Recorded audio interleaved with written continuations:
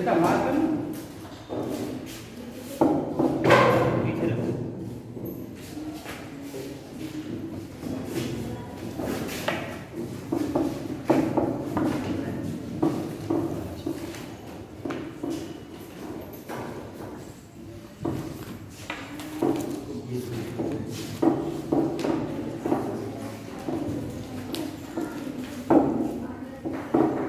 आज का तो कल का टॉपिक जो रहेगा वो है मौर्योत्तर काल। ठीक है, आगे आएगा बेटा, पीछे का बैठा यहाँ बैठ जा।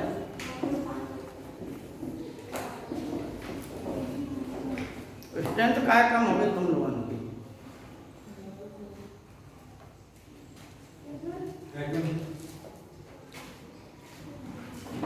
बारिश की वजह से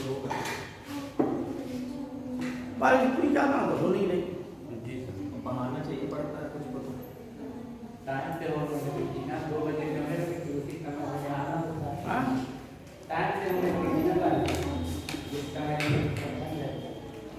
अरे आने वाले को कोई नहीं रोक भाई क्लास भरी हुई हो तो थोड़ा अच्छा लगता है।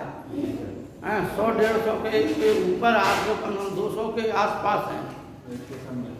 पंजीकरण रजिस्ट्रेशन 200 के आसपास है। बेड आ किसने रहे हैं? और मतलब सप्ताह में 2-3 चेहरे नए आ जाते हैं। तो बिटियाँ ये नहीं आ गई है नहीं। हम उस सप्ताह ये बिटिया आई थी, ये लड़का भी शायद आज नया आया इस सप्ताह। पहली बार दिखाई दी हमें, हमारी क्लास में पहली बार आया। क्या है भैया देखा है?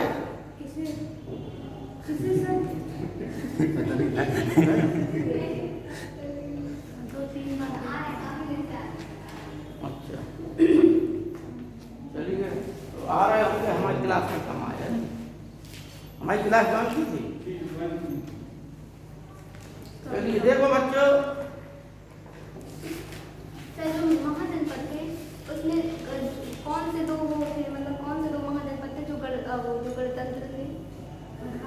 गणतंत्र थे 16 महाजनपद में दो जो है गणतंत्र थे, वो थे मल्ल और बज्जी। वैसे उस समय गणतंत्रों की संख्या 10 थी। 10 गणतंत्र के ऊपर ही थे भारत में। ठीक है ना? जैसे लिच्छवी के साथ पिपलीवन के मौर्य, अलार कलाम के बुली हैं, और तमाम ऐसे थे, नाम ध्यान नहीं आ रहा इस समय, कि वो 10 थे, बहुत से थे। ये अलार कलाम जो महात्मा बुद्ध के जो गुरु थे, वो भी एक उसी गणराज्य के थे, इसलिए अलार कलाम नाम लगा हुआ था। ठीक है ना? अलार कलाम के केस पुत्र ऐसे ही कुछ नाम था उनका। हाँ, मतलब टोटल जो है 10 थी। और राजतंत्र कितने थे? हाँ। राजतंत्र दूसरी बात है कि उसमें कुछ ऐसे थे जैसे आजीवक थे जो मखलीपुत्र गोसाल। तो मखलीपुत्र गोसाल का सिद्धांत क्या था? मखलीपुत्र गोसाल का सिद्धांत ये था कि हम जो कुछ भी करें या ना करें, नियति ने पहले ही लिख दिया है, वही हमें मिलेगा।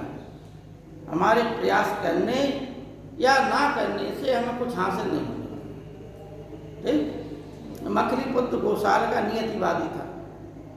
एक थे संजय बेलट्टी पुत्र, उन्हीं में से ये संदेहवादी थे।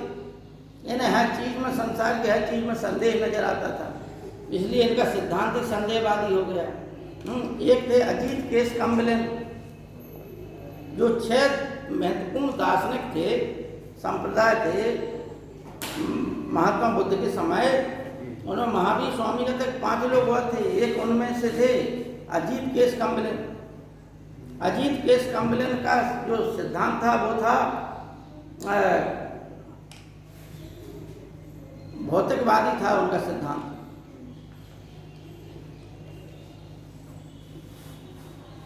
कि प्रकृति जो है 4-5 तत्वों से मिलकर बनी है, वो व्यक्ति मर जाता है तो 4-5 तत्व उसके फिर पुनः उन्हीं चीज़ों में मिल जाते हैं। ठीक है, मरने के पश्चात कुछ शेष नहीं बचता, कैसा स्वर्ग और कैसा नरक। ठीक, वो लोकाय से संबंधित हो गया चार्वाक दर्शन से। देखिए जो टॉपिक है आज का, इससे बहुत से क्वेश्चन आते हैं। होता क्या, आप लोगों को हम बता दें, नियमित क्लास लेने से तमाम ऐसी चीज़ें हैं जिनका लाभ मिलता है। रियल बात है। ठीक, हम भी मतलब पढ़ते रहे स्टूडेंट लाइफ में, तो नियमित क्लास ली हमने। इस टॉपिक में कौन क्या क्या पढ़ना है,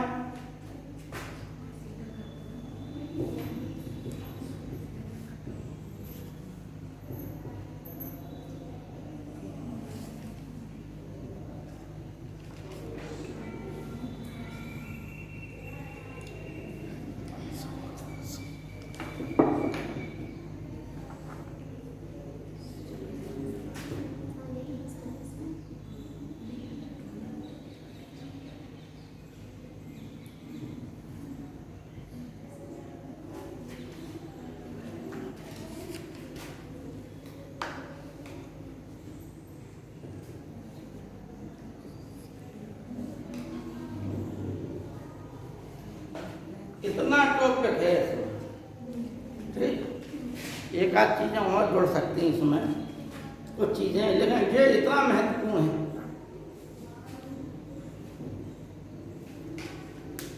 और आपको ताज्जुब की बात ये होगी कि कोई भी थोड़ी सी बड़ी सी परीक्षा है तो इस मौर्योत्तर काल से ही प्रश्न बहुत आते हैं इतिहास में।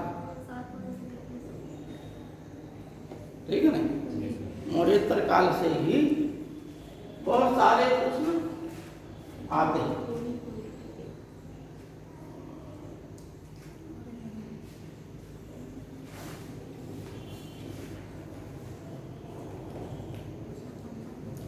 आपको हमने बताया कि 185 ईसा पूर्व में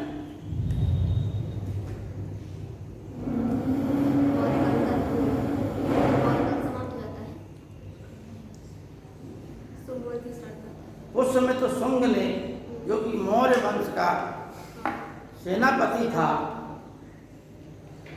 उसने अपने शासक बृहदृत की हत्या कर दी। ठीक, और हत्या करने के पश्चात यह राजा बन गया, लेकिन इसने राजा की उपाधि धारण नहीं की। इसने हमेशा सेनापति की उपाधि धारण की। ठीक, इसमें कुछ तथ्य हैं जो आप लोग लिख लीजिए। मौर्योत्तर काल के स्रोत, ठीक है ना, मौर्योत्तर काल के स्रोत हैं तो आप लोग लिख लीजिए।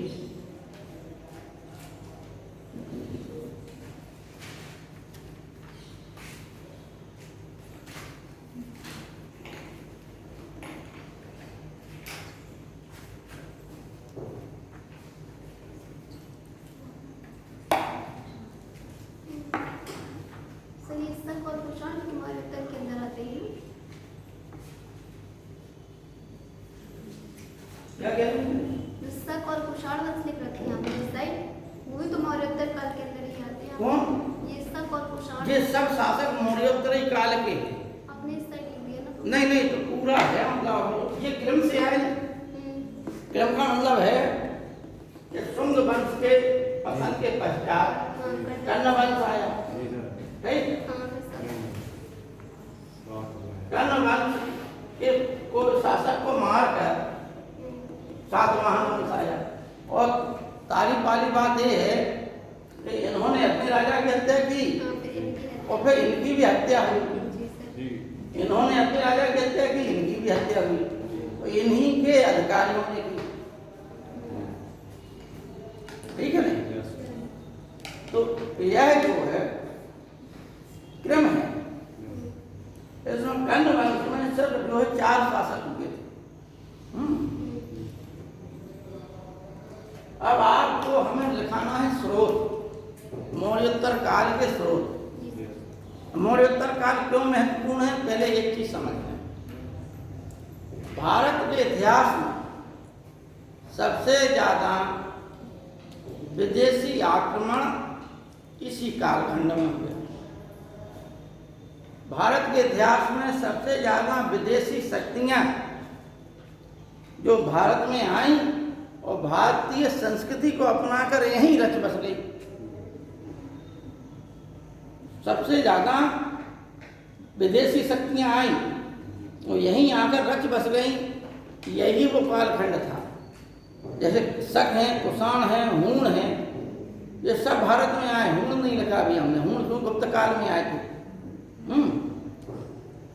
हूणों ने इन सबको भगाया और इन सबका एक ही स्थान था, शक, कुषाण।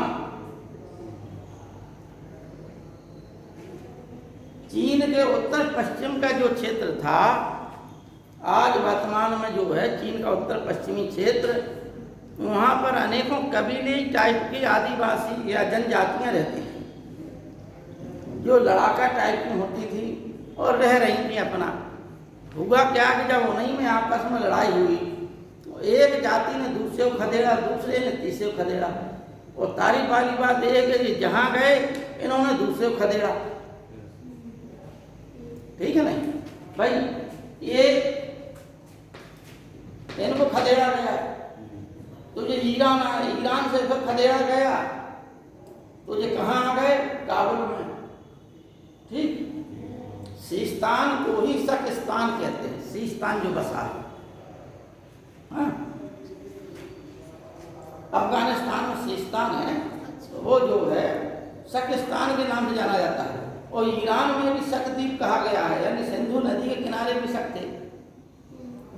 रुद्रदामन जो भारत में रहा, एक सबसे ज्यादा प्रसिद्ध शासक रहा रुद्रदामन, जिसे सुदर्शन जी से संबंधित है। और रुद्रदामन का क्या है महत्वपूर्ण, कि रुद्रदामन देखिए शक था, लेकिन संस्कृत भाषा में पहला अभिलेख किसका मिला है? रुद्रदामन। ठीक है ना? उसी प्रकार से आप आश्चर्य करेंगे कि कुषाण शासक भी चीन की ही एक उत्तर पश्चिमी सीमा की एक जाति थी। ये यूटी जाति के थे, इनको भी हूणों ने खदेड़ा। तो ये भागते भागते क्या है, यहाँ काबुल की घाटी में आ गए। काबुल की घाटी में कब्जा करने के पश्चात फिर इन्होंने भारत में आक्रमण किया। ठीक है नहीं, कुछ चीन को उधर को ईरान को चली जाती हैं, कुछ भारत को आ जाती थी। तो भारत पे कुषाणों ने आक्रमण किया। और आपको तारीफ होगी जब हम डिटेल में बताएंगे, कुछ तथ्य भी लगाएंगे कि भारतीय इतिहास में कुषाण शासक ऐसे थे जिन्होंने मध्य एशिया तक राज्य किया। भारतीय इतिहास में कोई शासक नहीं हुआ जिसने मध्य एशिया तक शासन किया। और कुषाणों के पश्चात कंधार, काबुल भारतीय राजाओं के हाथ से निकले। मतलब जो भारत एक मतलब नहीं है कि अखंड भारत, जो चंद्रगुप्त मौर्य ने संकल्पना, चाणक्य ने जो सपना देखा था अखंड भारत का, जैसे उन्होंने चंद्रगुप्त मौर्य की सहायता से पूर्ण किया था, वो कुषाण शासकों तक के ही नियंत्रण में रहा। इसके पश्चात वह क्षेत्र भारत से कट गया। वहाँ पर राजा हिंदू थे, राजा हिंदयवन थे, राजा कुषाण थे, सब जातियों के और हिंदू धर्म को मानने वाले थे, लेकिन भारत से वो क्षेत्र कट गया। ठीक है ना? पाकिस्तान का तक्षशिला वाला क्षेत्र है, इस सब क्षेत्र को समय के पश्चात और कब आया, काबुल और कंधार भारत की पकड़ में कब आया? बाबर के आक्रमण साथ। बाबर ने जब भारत पे आक्रमण किया तब काबुल और कंधार भारत का हिस्सा बना। अब आप सुनिए, भारतीय इतिहास में एकमात्र ऐसा शासक जिसने चीन को हराया वह कुषाण था। कुषाण वंश का शासक कनिष्क था। कनिष्क ही इस वंश का सर्वश्रेष्ठ शासक था। इसलिए जब वह गद्दी पर बैठा 78 ईस्वी में, तो भारत देश में आज जो राष्ट्रीय संबंध है वह क्या है? शक संबंध। उसी के राज्यारोहण की तिथि है। इसी के समय अच्छे ग्रंथ लिखे गए, इसी के समय अच्छे का मतलब चिकित्सा के ग्रंथ, चरक संहिता, सुश्रुत संहिता, इसी समय नागार्जुन हुए, इसी समय अश्वघोष हुए, इसी समय पास हुए, इसी समय संगरक्ष हुए और इसके पश्चात पतन प्रारंभ। ठीक, फिर राज्य छोटे छोटे राजा बने, वो आपस में लड़ते रहे। तो मौर्योत्तर काल के स्रोत क्या थे? क्योंकि इस काल में आपको बताया कि सिकंदर की मृत्यु के पश्चात सिकंदर के जो सेनापति थे उन्होंने भारतीय साम्राज्य को, वो जितना भी विजित उसका था ईरान तक का क्षेत्र, उसको अपने अपने हिस्सों में बांट लिया था। तो यवन लोग, यूनानी लोग जिन्हें यवन कहा जाता है, ग्रीक कहा जाता है, वह लोग पंजाब तक बसे हुए थे। पंजाब के लोगों के चेहरा आप देखेंगे तो बिल्कुल यूनानियों के चेहरा देख लीजिए, पंजाबियों के चेहरा देख लीजिए, एक से लगेंगे, क्योंकि वो कई शताब्दियों तक वहाँ रहे। सिकंदर के आक्रमण के पश्चात आए और वहीं रहे। वो आते गए, फिर उन्होंने कब्जा कर लिया, इधर उधर भाग गए, फिर आ गए। इसलिए जो पाकिस्तान का पंजाब, हिंदुस्तान का पंजाब, ज़्यादातर जो सिख लोग हो गए हैं, ये सब क्या थे? ये सब यूनानी लोगों की संतान है, जिनमें जो है ज़्यादातर वो चूँकि स्त्रियाँ लाए नहीं थे, तो भारतीय माँ और यूनानी पुरुष पिता की संतान पंजाब में। इसलिए आप यूनानियों को देख लीजिए और पंजाबियों को देख लीजिए, बिल्कुल एक से चेहरे लगेंगे आपको, बिल्कुल एक से सेम। ठीक है नहीं? अब आइए मौर्योत्तर काल के इतिहास के स्रोत लिखिए आप।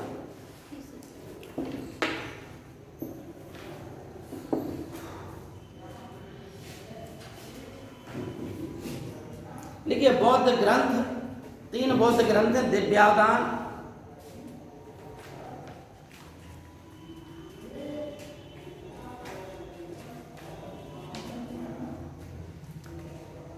ललित विस्तार, दिव्यावदान, ललित विस्तार,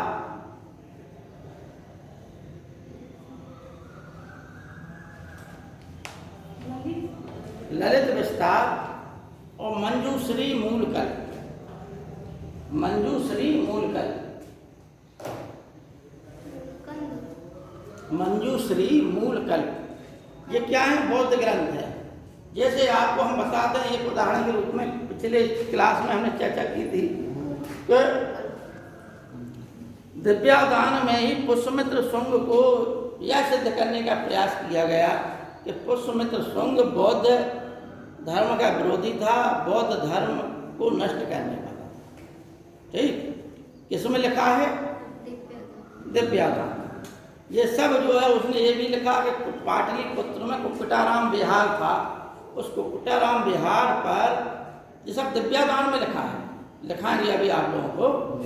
तो उसमें ये लिखा है कि पुष्यमित्र शुंग ने पाटलिपुत्र में स्थित कुक्कुटाराम विहार पर 3 बार आक्रमण किया, लेकिन तीनों बार वह उसे नहीं जीत पाया। एक अदृश्य शक्ति की वजह से वह इसे जीत नहीं पाता था। तब फिर ये यहाँ से लौट गया पुष्यमित्र शुंग और साकल से यह घोषणा की, साकल पहुँच गया और साकल से यह घोषणा की कि जो हमें एक बौद्ध भिक्षु का सर ला के देगा उसे मैं 100 जो है दीनार दूंगा। ठीक, दिव्यावदान से पता चलती है। दिव्यावदान से ही ये पता चलता है कि पुष्यमित्र शुंग ने एक जानकारी ली कि अशोक की प्रसिद्धि का क्या कारण है। तो उसे पता चला कि अशोक की प्रसिद्धि का कारण है 84,000 स्तूप।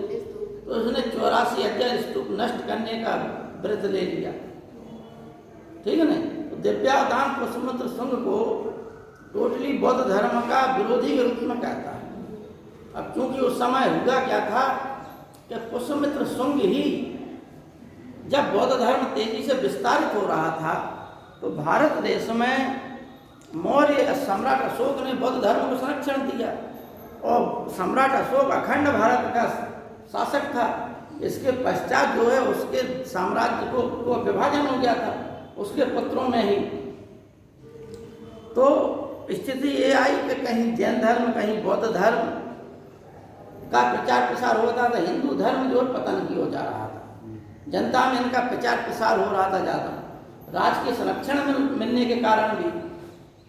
अब एक कारण ये भी था कि हिंदू धर्म या सनातन जो धर्म है उसमें अनेक जात पात आदि चीज़ें थी, और बौद्ध धर्म प्रविष्ट होने से जात पात के बंधन खत्म हो जाते थे, ऊंच नीच की भावना खत्म हो जाती थी, तो लोग बाग कुछ स्वेच्छा से ही उसे लेते थे, जबरदस्ती वाला तो काम था नहीं, स्वेच्छा से ही लेते थे लोग बाग।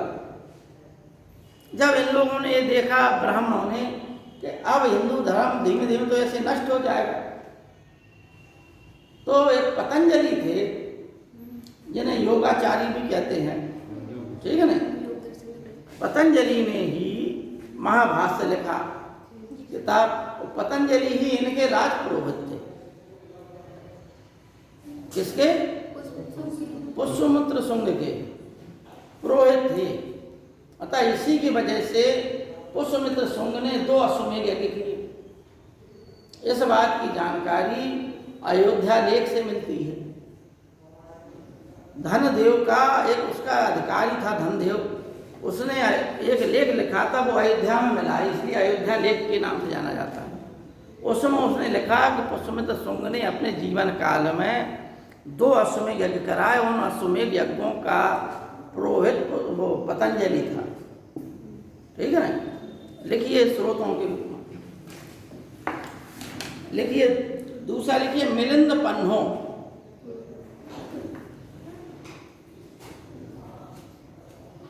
मिलिंद पन्हो,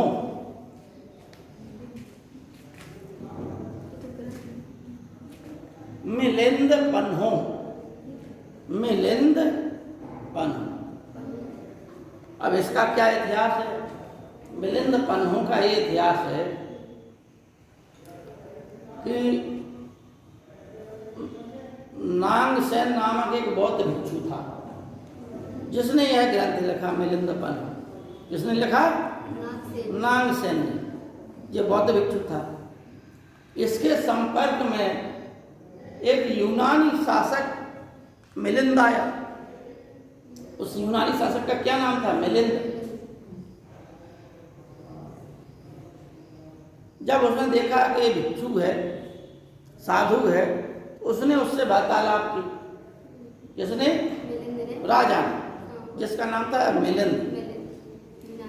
उसने वार्ता की और वार्ता जो हुई उन दोनों के बीच में, उसी वार्ता का उल्लेख मिलिंद पन्हो मिलता है। और यह भी मिलता है कि अंत में मिलिंद जो है बौद्ध भिक्षु बन गया, यानी उसकी बातों से इतना प्रभावित हुआ कि वह बौद्ध भिक्षु बन गया। भारतीय लोग देखिए, कुछ भारतीय लोग बिंदुसार के वो क्या नाम है, अशोक का जो पिता था बिंदुसार, उसने सीरिया के शासक से जो है एक सोफिस्ट की मांग की थी। 3 चीजें मांग की थी, आप लोग बता चुके। 3 चीजों की मांग की थी।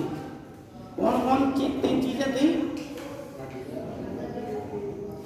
मीठी मदिरा, अंजीर और एक सोफिस्ट।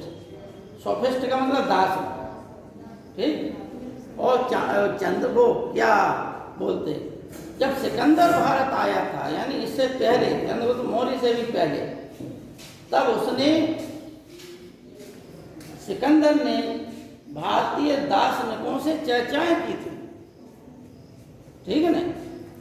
तो ये यूनानी लोग हम भारतीयों से प्रभावित थे और हम भारतीय उनके को समझना चाहते थे कि क्या है उनका दर्शन, ठीक है ना। तो मिलिंद पन्हो समझ गए होंगे आप लोग। यह पाली भाषा में लिखा गया मिलिंद पन्हो। इसका रचयिता नागसेन है, जो बौद्ध भिक्षु था। नागसेन और यवन शासक मिलिंद के बीच वार्तालाप का वर्णन मिलिंद पन्हो में है। अगला लिखिए आप लोग, महाभाष्य।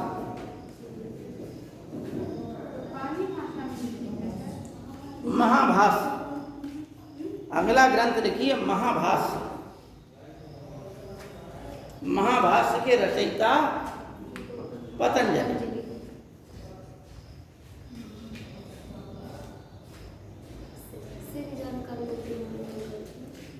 इसमें इन्होंने पतंजलि ने ये बताया कि यवन जो है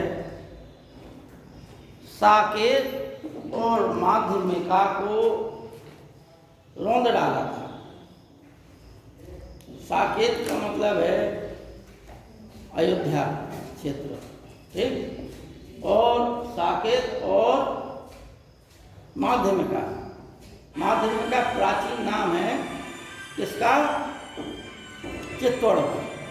आज जो चित्तौड़ है वो माध्यमिका नाम था उसका, ठीक है। हेलो,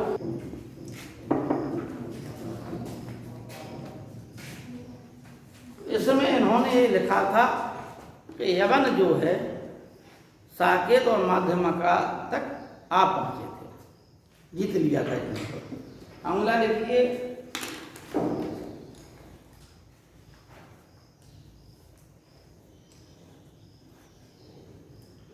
गार्गी संहिता।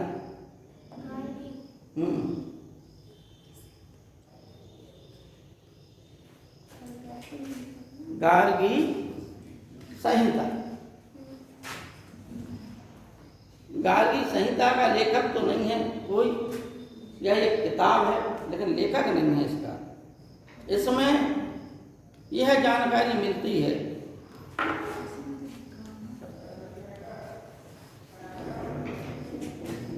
कि यवनों ने साकेत, मथुरा और पाटलिपुत्र तक अधिकार कर लिया। पाटलिपुत्र मतलब पटना तक, पाटलिपुत्र तक अधिकार कर लिया। और ये गार्गी संहिता ही जो है ज्योतिष का ग्रंथ है। इसी में यह लिखा है कि यद्यपि यवन बर्बर हैं फिर भी यह पूजनीय है। गार्गी संहिता में ही लिखा है कि यवन बर्बर हैं फिर भी पूजनीय है। बर्बर का मतलब क्या है? असक, ठीक, लड़ाके। बर्बर हैं फिर भी पूजनीय हैं, क्योंकि ज्योतिष का ज्ञान हम लोगों ने इन्हीं से सीखा, ज्योतिष का ज्ञान, ठीक है ना। अगला ग्रंथ लिखिए जी, आप लोग स्टेटमेंट लिख लीजिए जो हम बता रहे हैं, परीक्षा में आते हैं ये हमने जो बताया। इसमें एक स्टेटमेंट लिख लीजिए आप लोग कि यवन, साकेत, पांचाल, मथुरा, यवन, साकेत, पांचाल,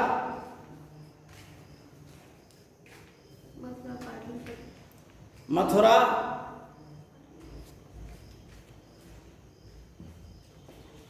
को जीतते हुए,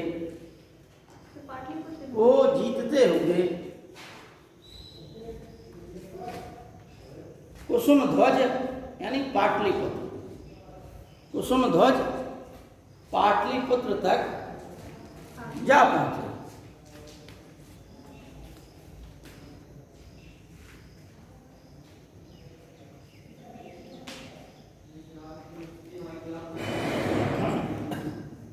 अब लिखिए आप, तीसरा ग्रंथ है मालविकाग्नि मित्रम। अन्य ग्रंथ का नाम है मालविकाग्नि मित्रम। मालविकाग्नि मित्रम, इसके लेखक हैं कालिदास।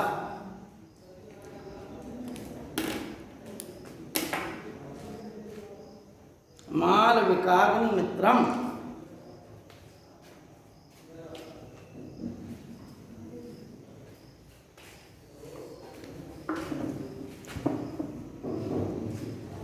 देखो बच्चों,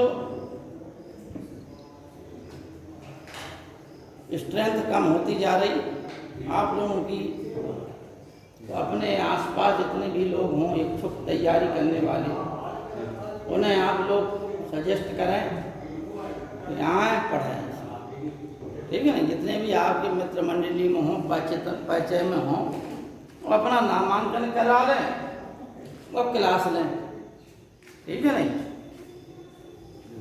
क्योंकि आगे जो है सभी को तैयारी करना है, तो जब सरकार फ्री में करा रही, निःशुल्क करा रही आप लोगों को, तो इसका लाभ लें, होता क्या है कि बहुत लोगों की मानसिकता में, ज़्यादातर लोगों की मानसिकता में एक चीज़ कीड़ा फंसा रहता है कि मुफ्त में यदि वो हीरे जवाहरात ही मिल रहे हैं मुफ्त में, तो आदमी उनकी वैल्यू नहीं समझता, है ना।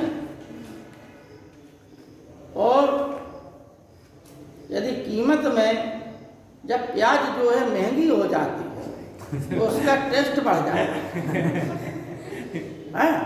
दीपावली के आसपास प्याज जब महंगी हो जाती है तो आदमी को खाने में अच्छी लगती है, ठीक। जबकि प्याज वही रहती है, गुणधर्म उसके वही है, लेकिन जब वो सस्ती होती है तो आदमी कम खाता है। मानसिकता बनी, ठीक है ना। तो यही स्थिति है, इतना बड़ा बांधा जिला, ठीक है ना। अब तमाम लोग कोचिंग के चक्कर, कोचिंग वालों को देखिए कितना भटकते हैं कोचिंगों में, पैसा दे रहे हैं और यहाँ मुफ्त में मिल रही है भैया शिक्षा, तो यहाँ आना नहीं चाहते, है नहीं भैया। जो चीज़ नहीं आ रही समझ में वो शिक्षकों से पूछो, लेकिन पता नहीं कि कुछ लोग जो आते हैं पूछने वाले, तो उनका हमने रिकॉर्ड बताया ही है, ज़्यादा ज़्यादा 2-4-10 दिन दिखाई देंगे और फिर गायब हो जाते हैं पूछने वाले। जितने भी पूछने वाले हैं उनका यही इतिहास है। अब वो एक लड़का आता था, आया इस बिटिया के साथ ही, मैं उसी दिन आया था अगले सप्ताह, ठीक। शनिवार को उसने कहा कि सर जो है प्राचीन शिक्षा पद्धति जब हम समाप्त करने वाले थे, प्राचीन शिक्षा पद्धति क्या है बताओ। जब क्लास ही समाप्त हो गई तो हमने ठीक है, थोड़ा सा हमने इंट्रोडक्शन दे दिया, हमने किसी और चाहिए हो तो हम उसके लिए नोट्स लाए थे, ठीक है नहीं। पूरा लिखा हुआ है प्राचीन का, इसमें रखा है में, वो लेके आए थे। हमने इसे देखना है तो देख ले और पढ़ना हो तो पढ़ ले, समझ ले, ठीक। अब वही महाशय नहीं है, तो हमने बताया नहीं कि जो आते हैं लोग बाहर, वो पता नहीं कौन मानसिकता, किस मानसिकता से आते। अच्छा, हर टॉपिक यहाँ पढ़ाया जाता, आप हमको बताएं, ये बिटियन ने बाद में पढ़ा है, ऐसा कोई टॉपिक जब पुनः रिवीजन हुआ था तो उसमें वर्ल्ड हिस्ट्री तक पढ़ाया हमें, गुट निरपेक्षता है, शीत युद्ध है, वर्ल्ड हिस्ट्री तक पढ़ाया हमें, ठीक है। लेकिन आप जो है साल भर पढ़िए, अधिक से अधिक अपने लोगों को जोड़िए, निःशुल्क शिक्षा मिल रही है, सरकार के द्वारा मिल रही है, तो उसका आप लोग लाभ उठाएं, ठीक है नहीं। और पैसा दे के आप खर्च करते फिरेंगे, उससे लाभ क्या। हम आपको गारंटी दे रहे, जैसे प्री परीक्षा हुई है, प्री परीक्षा 1990 से प्रारंभ हुई थी, ठीक है नहीं। और उस समय के पेपर से लेके अभी तक 2011-12 तक के पेपर हमारे पास रखे, ठीक। लेकिन अब ऐसे विद्यार्थी तो मिले, निबंध है, पत्र लेखन रखे हैं, हिंदी का भी है, मैथ के भी ऑब्जेक्टिव हैं, और सब ये निःशुल्क के लिए ही है। हमें कुछ अलग से नहीं करना, क्योंकि हम तो सरकारी हैं, हम तो आप लोगों के कल्याण के लिए पढ़ा रहे कि आप लोगों में 2-4-10 लोगों का सिलेक्शन हो जाए, और तारीफ करेंगे आप लोग 200 हो। और जब हम अपने गांव में ट्यूशन पढ़ाते थे, आपको बताएं, पुलिस का बैच लगाते थे, तो 8 और 10 के ग्रुप में से 2-2, 3-3 सिलेक्ट हो गए, 2-2, 3-3 सिलेक्ट हो गए पुलिस में, 8-10 लोगों में। और आप तो इतने आ रहे फिर भी मतलब पता नहीं रेगुलरिटी नहीं।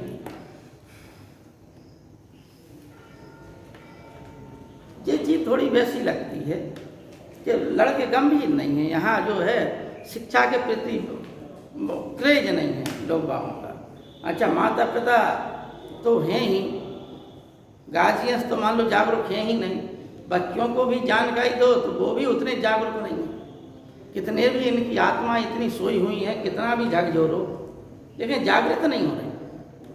नहीं, महात्मा बुद्ध ने क्या उपदेश दिया था? महात्मा बुद्ध ने यही तो उपदेश दिया था,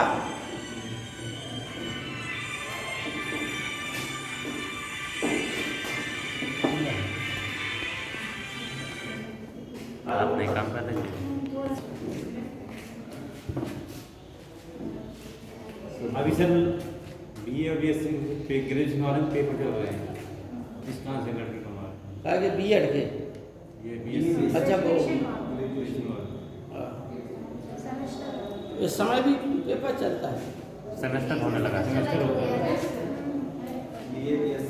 सेमेस्टर कह दिया है। जी सर। तो आपको बता दूं क्वालिटी क्या है।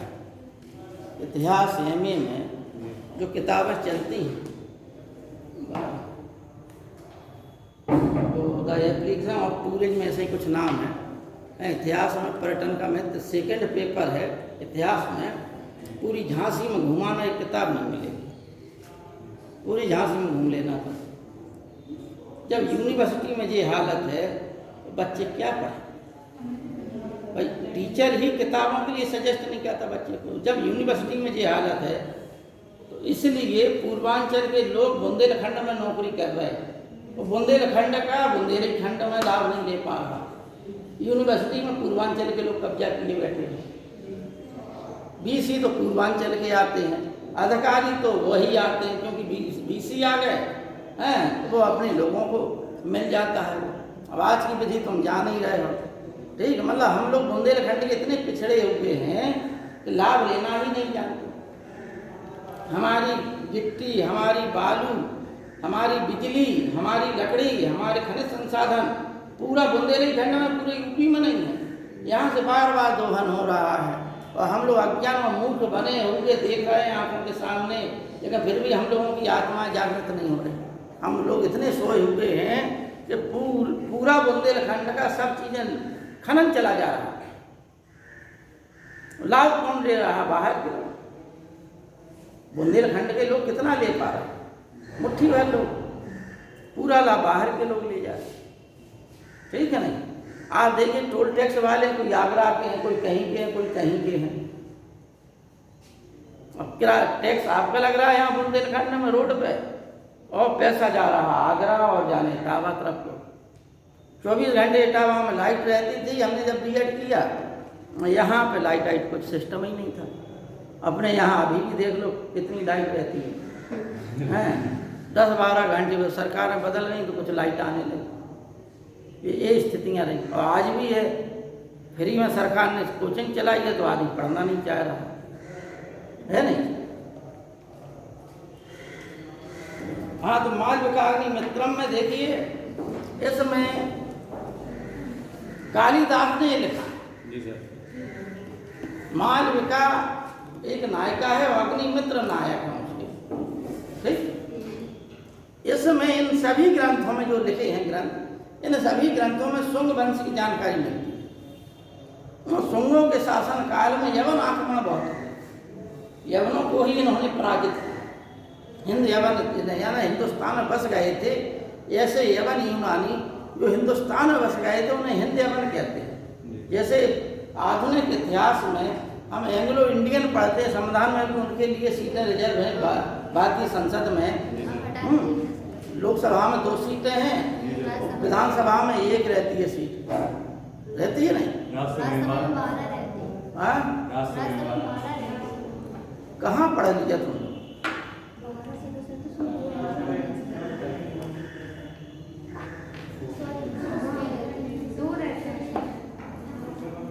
लोकसभा की कितनी सीटें हैं? टोटल सीटें कितनी हैं? हाँ, कितनी हैं लोकसभा की? अब हम बता रहे हैं, लोकसभा की सीटें टोटल हैं 552, ठीक। उसमें से 5 सीटें शायद वो उधर जो क्षेत्र है पाकिस्तान अधिकृत वाला और अक्साई क्षेत्र वाला वहाँ चली गई। तो 245 पर चयन होता है। 2 सीटें किसके लिए रिजर्व हैं? एंग्लो इंडियन के लिए। तब इसमें होता है, ये मनोनीत किए जाते हैं 2 एंग्लो इंडियन, इनका चुनाव नहीं होता है, लोकसभा का है नहीं। और राष्ट्रपति कहता है कब? जब संसद संस्तुति कह देती है कि संसद में एंग्लो इंडियन समुदाय का नेतृत्व कम है, वित्तीय नेतृत्व कम है, तब राष्ट्रपति की संस्तुति से आते हैं एंग्लो इंडियन। अब एंग्लो शब्द ये है कि एंग्लो इंडियन कौन है? मेन मुद्दा ये है, हम संविधान नहीं पढ़ा रहे, हम आपको बता रहे हैं कि जैसे हिंदी अवन शब्द आप लोग नहीं समझ पा रहे तो हम एंग्लो इंडियन से हिंदी अवन समझा देते हैं। एंग्लो इंडियन वे अंग्रेज जो भारत में रच बस गए, ठीक। अब वो प्रशासन तो चला गया, व्यापारी लोग रह गए, कुछ प्रशासनिक लोग रह गए, जिनके जो लोग घर बना लिए, सब कुछ कर लिए, ठीक है ना। तो ये लोग ऐसे लोग हैं इंग्लैंड के लोग जो भारतीय नागरिकता प्राप्त करेंगे, तो उन्हीं को क्या है एंग्लो इंडियन कहा गया कि वो इंडियन भी हैं और इंग्लैंड के भी हैं। इंग्लैंड के होने के कारण भारतीय नागरिकता उन्होंने ले ली, तो यहीं रच बस गए वो, लेकिन हैं इंग्लैंड के, तो उनको एंग्लो इंडियन कहा। अतः उनके समुदाय को उचित प्रतिनिधित्व मिले, इसलिए 2 सीटें उनके लिए लोकसभा में निर्धारित की गई थी। ऐसे ही हिंद यवन उन्हें कहा गया भारतीय इतिहास में कि वो हिंदुस्तान में तो रह रहे लेकिन हैं यूनानी, यहीं शासन कर रहे, वो अपने यवन को नहीं जा रहा, अपने देश को नहीं जा रहा है। कि ऐसा नहीं है कि वो यहाँ शासन करके वहाँ को भेज रहे हैं धन संपत्ति, ये उनका अधिकार क्षेत्र हो गया। जैसे बाबर का अधिकार क्षेत्र भारत हो गया था, ऐसे ही हिंद यवन शासक जो है पंजाब और अफगानिस्तान तक फैले हुए थे, कई शाखाएं, ठीक। वो हम बताएंगे उनकी कितनी शाखाएं थी, कितने वंश थे हिंद यवन। उन्होंने मेनांडर जो है सबसे प्रसिद्ध था, ठीक है ना। तो मालविकाग्नि मित्रम में कालिदास ने यही बताया है कि उस समय जब हिंद यवन शासकों का भारत पे आक्रमण हुआ तो पुष्यमित्र शुंग का लड़का जो है विदिशा में उस समय राजा उपराजा था, यानी गवर्नर था, तो उसने अपने पुत्र वसुमित्र को मतलब सेनापति बना के उससे भेज दिया। तो उसने सिंधु नदी के दाहिने तट पर हिंद यवन की सेनाओं को हरा दिया था। यह जानकारी हमें इन्हीं ग्रंथों से मिलती, मालविकाग्नि मित्रम, गार्गी संहिता, पुष्यमित्र शुंग की महाभारत, इनसे जानकारी हमें मिलती है। अगला लिखिए आप। सर राज्यसभा में एग्रो इंडियन नहीं होती क्या सीटें? राज्यसभा में, राज्यसभा में क्या एग्रो इंडियन की सीटें नहीं होती क्या? अब बेटा तुम लोग संविधान पढ़ लेना पहले, हमारी जानकारी में तो नहीं होती, क्योंकि राज्यसभा में 250 सीट है, तो 250 से 252 भी नहीं है नहीं। उसमें अलग अलग सीटें अलग अलग हिसाब से बांटी हैं, कुछ विद्यार्थियों के लिए है, कुछ शिक्षकों के लिए है, हाँ, इस प्रकार से बांटी गई हैं। हमें ध्यान नहीं आ रहा पूरा। कुछ राष्ट्रपति द्वारा मनोनीत किए जाते हैं।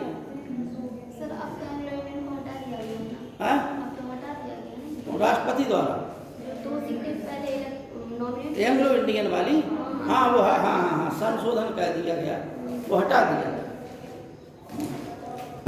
हाँ लिखिए अब आप लोग जी। लिखिए थेरावली।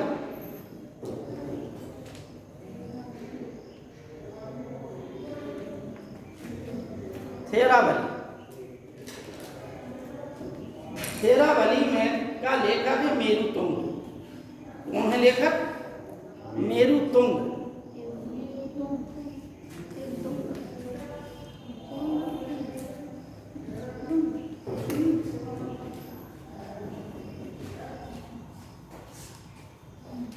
मेरुतुंग ने उज्जैन में जिन जिन शासकों ने शासन किया उज्जैन में, उनकी वंशावली दी है। जैसे राजतरंगिणी में कश्मीर पर जिन्होंने राज किया था या जिनका अधिकार रहा, उनकी जो है वंशावली मिलती है। ठीक उसी प्रकार से इसमें थेरावली में मेरुतुंग ने उज्जैन के शासकों की वंशावली का उल्लेख किया, जिसमें पुष्यमित्र शुंग का भी नाम मिलता है। ठीक है, ये आप लोग लिख लीजिएगा। थेरावली शुंग वंश के इतिहास को जानने का क्या स्रोत है? यही स्रोत है कि यहाँ पुष्यमित्र शुंग का शासन था और उस नामावली पुष्यमित्र शुंग का भी नाम मिलता है।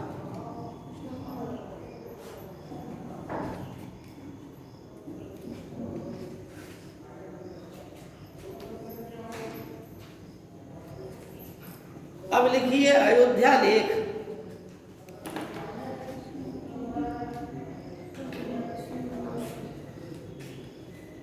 अयोध्या लेख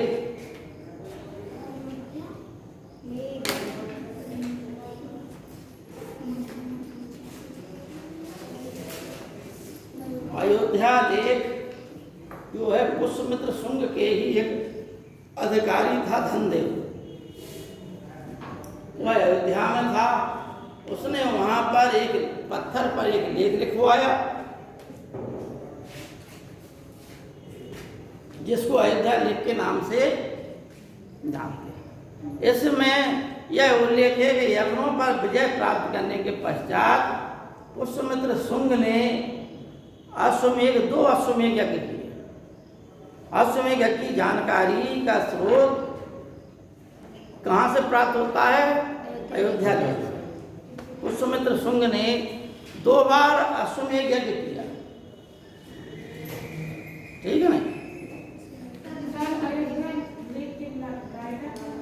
अयोध्या लेख धनदेव थे, धनदेव।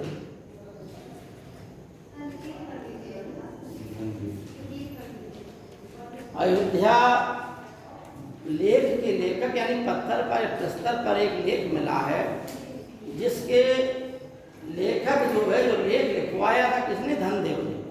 वह पुष्यमित्र शुंग का अधीनस्थ कर्मचारी था और उसने यह उसमें लिखवाया। पुष्यमित्र शुंग ने यवनों पर विजय प्राप्त करने के पश्चात 2 बार अश्वमेध यज्ञ किया, ठीक। इसके पश्चात देखिए बेस नगर का लेख।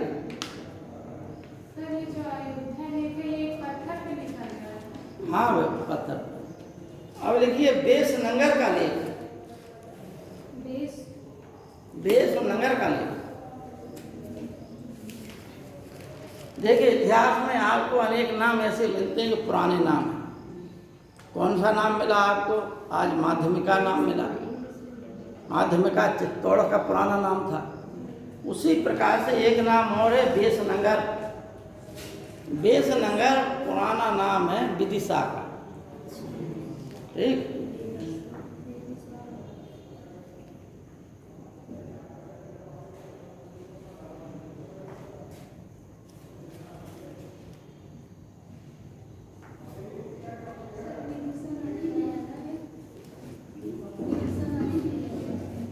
हाँ विदिशा अभी भी है। विदिशा नदी कहाँ है?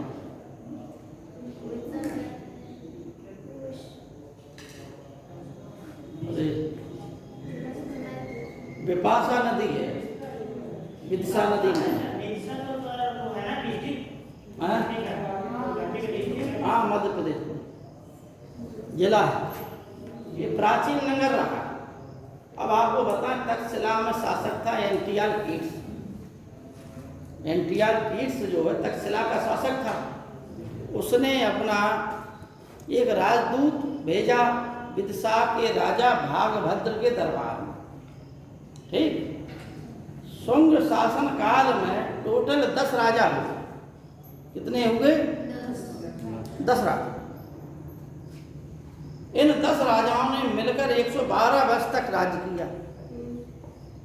10 राजाओं ने 112 वर्ष तक राज्य किया।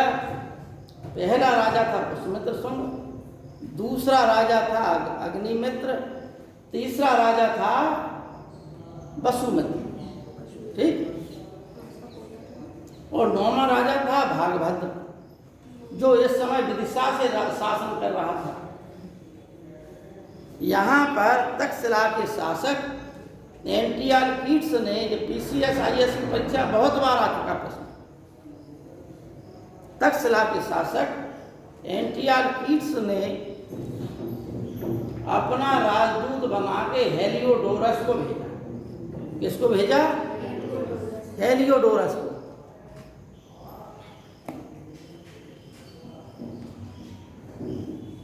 हेलियोडोरस वहाँ पे आया विदिशा में।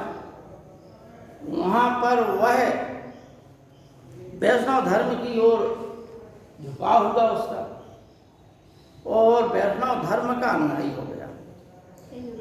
उसने एक जो है भगवान विष्णु की स्मृति में, अपनी भक्ति में और उनकी स्मृति में एक स्तंभ बनवाया जिसे गरुड़ स्तंभ कहते हैं। उस पर स्तंभ पर गरुड़ की आकृति थी, जिसे इसे क्या बोलते हैं, गरुड़ स्तंभ। आज भी है विदिशा में, ठीक है नहीं। गरुड़ स्तंभ बनवाया, उस पर अपना, उसी स्तंभ पर एक लेख लिखवाया, ठीक है नहीं। उस लेख में उसने अपने आप को भागवत कहा, ठीक। भागवत धर्म कब से फैला? भगवान कृष्ण के पश्चात ही इस देश में भागवत धर्म फैला, ठीक है ना। तो इसने अपने आप को क्या कहा? भागवत, ठीक। अब एक प्रश्न ये आता है, जैसे मेनांडर बौद्ध हो गया या यूनानी था, उसी प्रकार कौन सा यूनानी था जो भागवत हो गया? जिसने हिंदू धर्म स्वीकार करके भगवान विष्णु की स्मृति में एक गरुड़ ध्वज या स्तंभ के निर्माण कराया, वो कौन, क्या था? वो हेलियोडोरस था। ये बहुत बार आता है परीक्षाओं में। हेलियोडोरस बेसनगर या हेलियोडोरस का बेसनगर अभिलेख विदिशा लेख।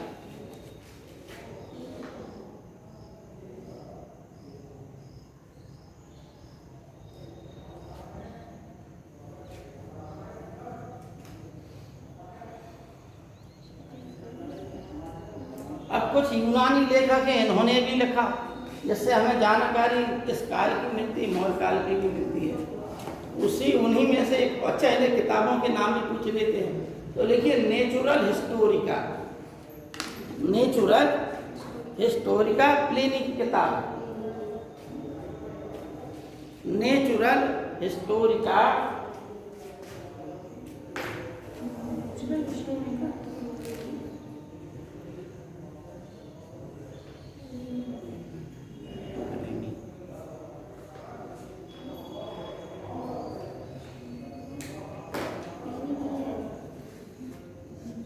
लेखक 77 ईस्वी के 71 या 77 ईस्वी के आसपास इन्होंने यह किताब लिखी थी, जिस किताब का नाम है नेचुरल हिस्टोरिका। अब लिखिए जियोग्राफी, जियोग्राफी टॉलमी की,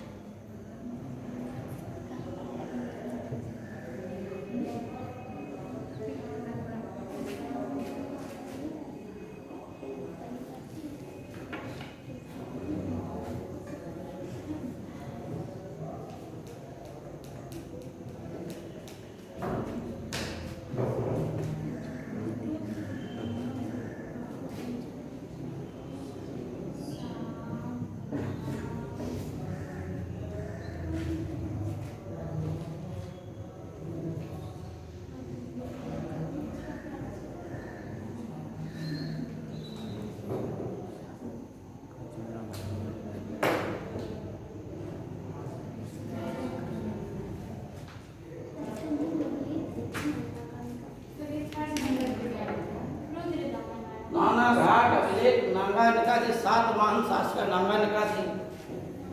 रुद्रदामन का जूनागढ़ अभिलेख, इसके बारे में हम तुम लोगों को कई बार बता चुके। इसके पास अश्वघोष से लिखा है। अश्वघोष की 3 पुस्तकें मिलती हैं।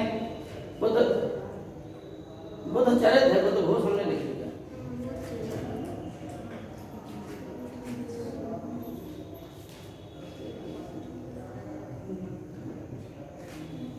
बुद्ध चरित्र, सौंदरानंद और सारीपुत्र प्रकरण और भास्कर है स्वप्नवासा दत्ता। ठीक, स्वप्नवासा दत्ता। सर ये बताइए, रुद्रदामन था वो चेदी वंश का था ना? हाँ? चेदी वंश का नरेश। शक शासक था। अच्छा, रुद्र। हाँ। अच्छा, एक और हम आपको बता दें, इसी कालखंड में एक और शासक हुआ। बात इतिहास में हुआ है, आंधी की तरह आया तो तूफान की तरह गायब हो गया। वह था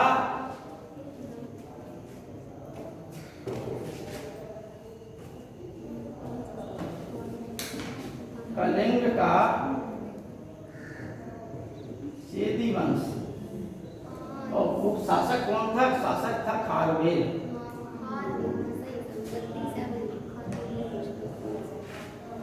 खारवेल का जो है हाथी गुम्फा अभिलेख से उसके शासन काल की जानकारियां मिलती हैं। और ये जाने उसने कुल 14, एक ही पत्थर पर 14 लेख लिखे। ठीक है ना? और अपने समय का इतना शक्तिशाली शासक था कि अपने आसपास के समस्त राजाओं को इसने पराजित किया। समस्त राजा।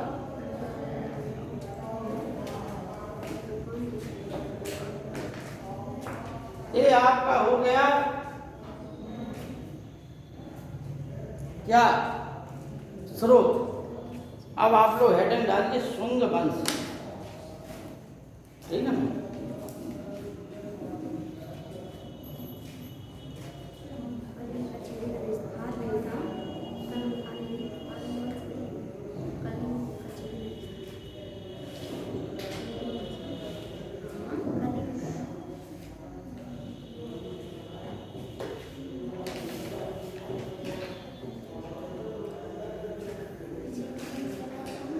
पुष्यमित्र के बारे में अनेक बातें आती हैं इतिहास में। एक बात ये आती है कि हरप्रसाद स्पूनर महोदय ने लिखा कि शुंग जो है पारसी थे। ठीक, इसी प्रकार का हरप्रसाद शास्त्री, पंडित हरप्रसाद शास्त्री ने भी कुछ लिखा, क्योंकि मित्र लिखा है इनके नाम के पीछे, जैसे पुष्यमित्र। ठीक, तो आपको हमने कई बार बताया है कि इंद्र, मित्र, वरुण और नासक, ये जो है ऋग्वेद के प्रमुख देवता थे।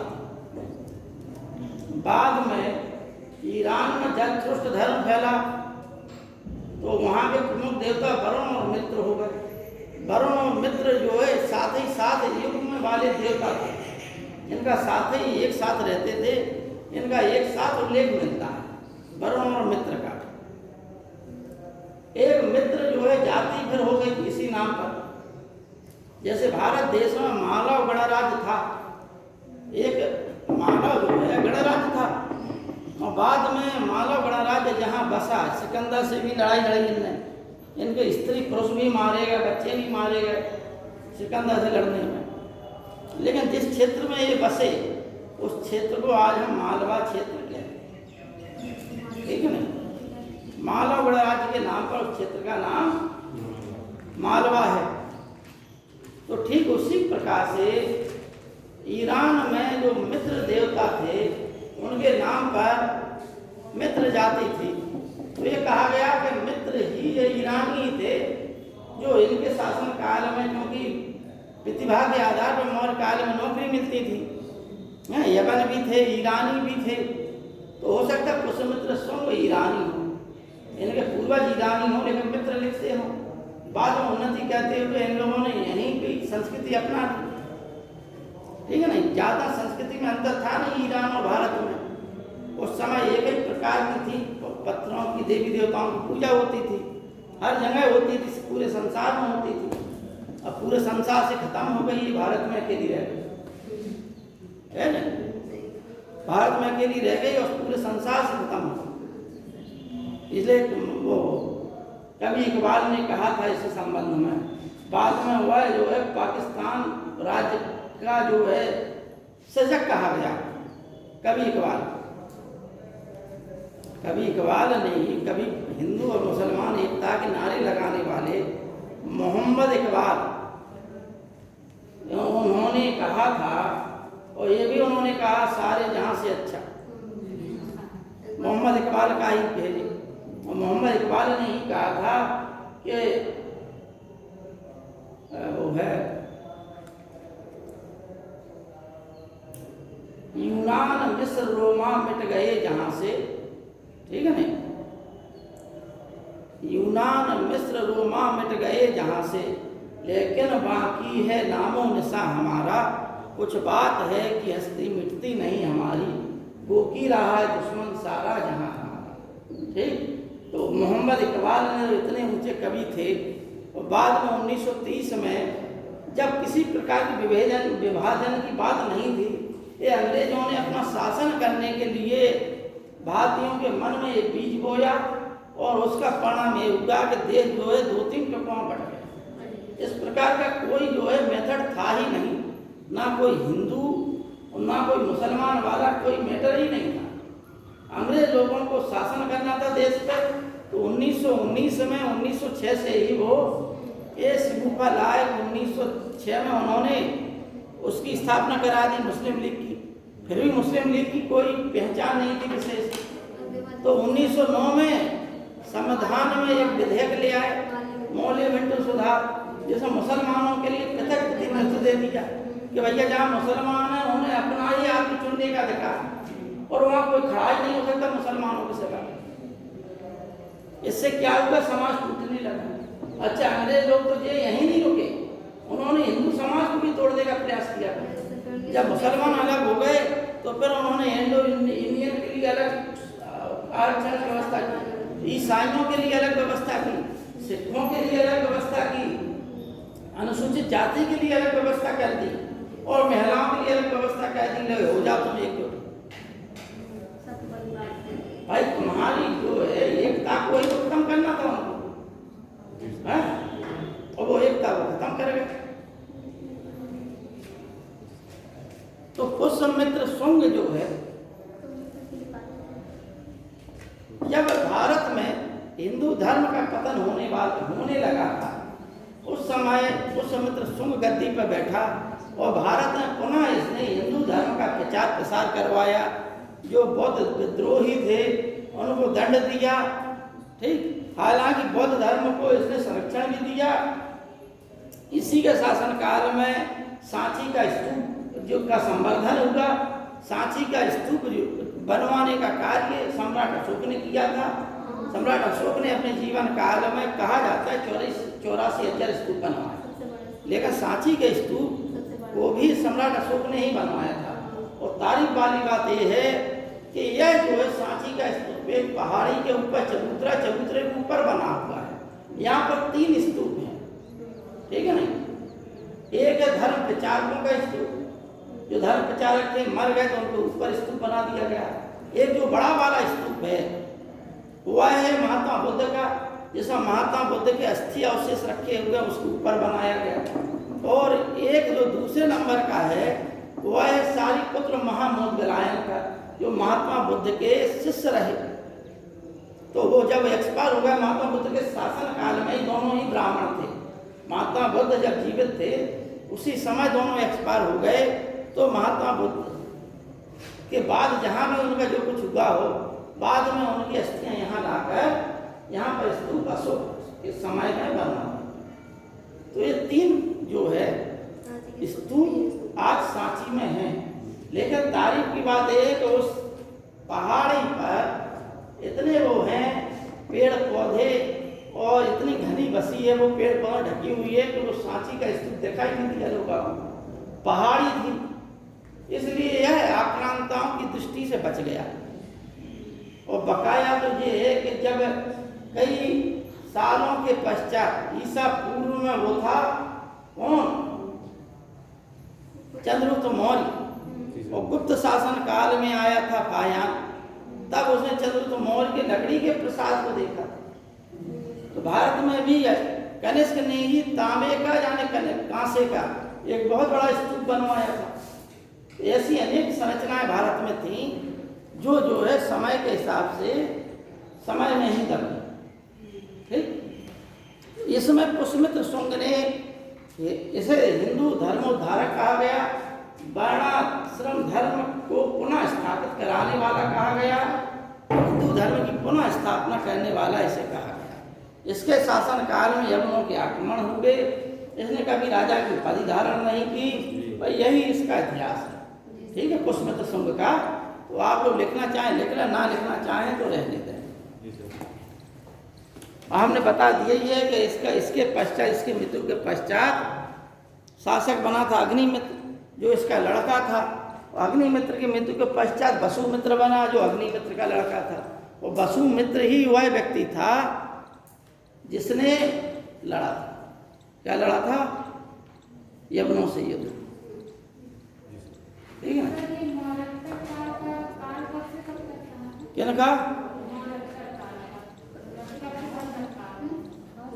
मौर्योत्तर काल बेटा ईसा पूर्व से प्रारंभ हुआ। मौर्य काल के पश्चात जो है गुप्त वंश से पहले तक का कालखंड मौर्योत्तर काल कहता है। ठीक है नहीं?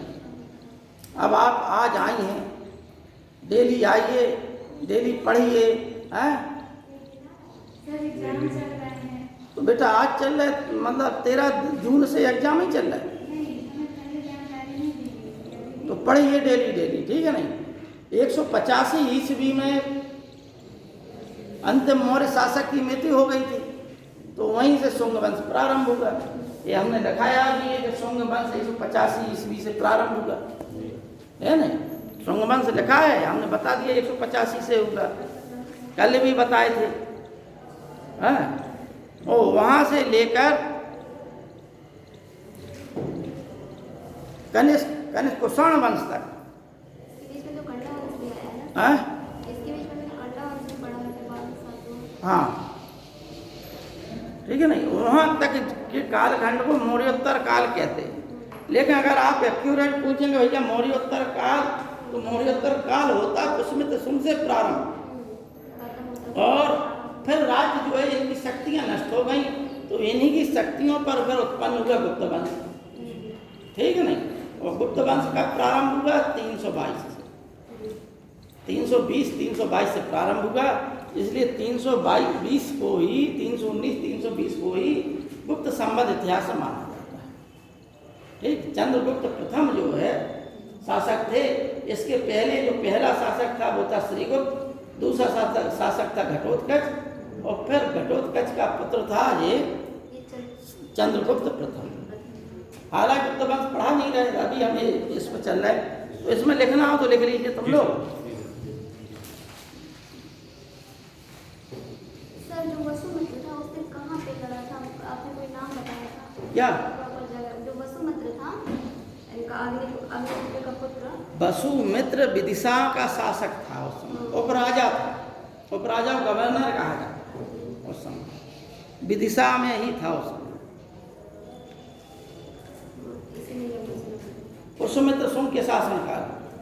ठीक है नहीं? इनकी राजधानी पाटलिपुत्र ही थी, शुंग वंश की पाटलिपुत्र ही राजधानी थी।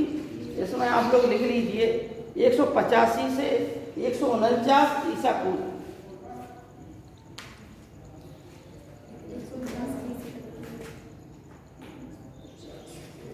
शुंग वंश 185 से 75 BC तक चला।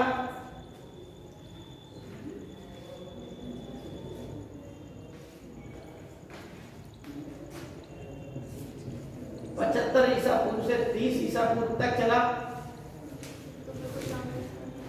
और सातवाहन वंश का राजा था सिमो। यहाँ से सिमुक ने इस वंश के अंतिम राजा था सुशर्मन। वासुदेव प्रथम, वासुदेव, भूमि मित्र, नारायण।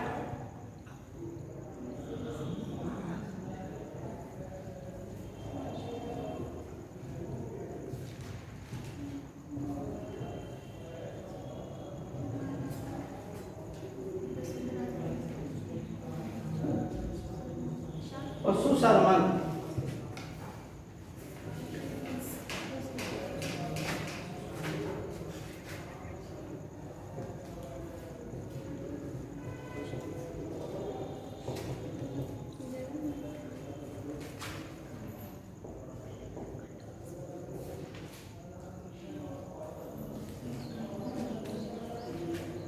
पहला शासक था पुष्यमित्र शुंग, अंतिम शासक था देवभूति। इसमें कर्ण वंश में 4 शासक हुए। 75 ईसा पूर्व से 30 ईसा पूर्व तक वसुदेव, भूमिमित्र, नारायण, सुशर्मन। ठीक है ना। और फिर सुशर्मन की हत्या करके सिमुक जो है शासक बन गया। इसे पुराणों में क्या कहा जाता है? आंध्रभृत। पुराणों में सातवाहन वंश को क्या कहा गया? आंध्रभृत।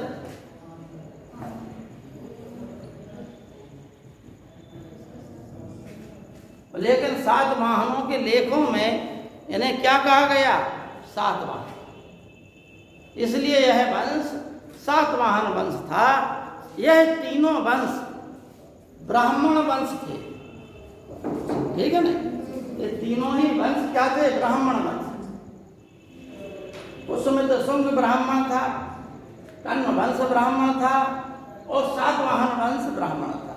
भारतीय इतिहास में 300 वर्षों तक सबसे ज्यादा समय तक राज करने वाला सबसे प्राचीन वंश कौन था? सातवाहन वंश। ठीक। भारतीय इतिहास में तमाम ऐसे प्रश्न हैं, जैसे भूमि दान का प्रारंभ किसने कराया? भूमि दान का प्रारंभ सातवाहन शासकों ने। वर्ण व्यवस्था के रक्षक कौन थे? सातवाहन शासक। शिष्य के सिक्के किन शासकों ने चलाए? सातवाहन शासकों ने। हैं? यानी जो महाराष्ट्र, आंध्र प्रदेश तक का, कर्नाटक, आंध्र प्रदेश तक का जो क्षेत्र था वो सातवाहन शासकों के अधीन था। यहीं पर इन्होंने राज्य किया। ठीक है ना। और इस वंश का संस्थापक था सिमुक। ठीक है ना। इसने कितने वर्षों तक राज किया? सातवाहन वंश ने कितने वर्षों तक राज किया? 300 वर्षों।